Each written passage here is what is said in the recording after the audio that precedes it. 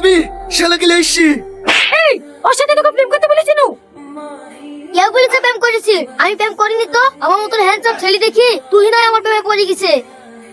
ভাবি আমার কিন্তু আর সহ্য হয়েছে না, ও নিশ্চয় কোনো গোলমাল পাকিছে, না হলে ওর মতন বাটকারকে আমার জান প্রেম করে। এই তুই চুপ কর তো।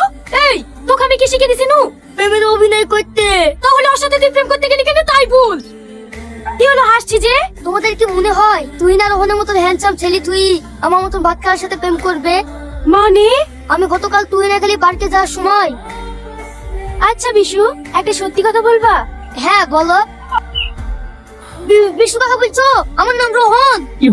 আমার কাছে আর কিচ্ছু লুকাতে হবে না, আমি সব জানি। মানে সেদিন তোমাদের গ্রামের একটা লোক এসে টনি খালুকে রোহনের আব্বা বলাতে আমার একটু একটু সন্দেহ হয়। তারপর আমি চুরি করে রোহনের ঘরে ঢুকি, ওর ডকুমেন্ট চেক করে দেখি ওই রোহন।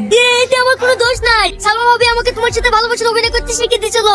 হ্যাঁ, তোমার সালমা ভাবি যেভাবে অভিনয় করতে শিখিয়ে দিয়েছে সেইভাবেই আমার সাথে ভালোবাসার অভিনয় করে যাও। ওরা যেন জানতে না পারে আমি সব জেনে গেছি। তারপরে রোহনের বুকে কিভাবে আগুন জ্বালাইতে হয় আমার সাথে শিখিয়ে নিবা। চলো পার্কে। তাই ওর কথা মতো নি ভালোবাসার নাটক করে গেছি। এবার ওই যদি আমাকে চুমু খেতে বলে তাহলে আমি কি করবো বলো ভাবি? আচ্ছা এইবার বুঝতে পারলু চোরের উপর বাটপারি করার না। এই রোহন যা, তোর ভাইয়ের বীর পাঞ্জাবিটা পরে আইগা। কেন? তোকে যা বলছি তাই কর তো। ঠিক আছে ভাবি।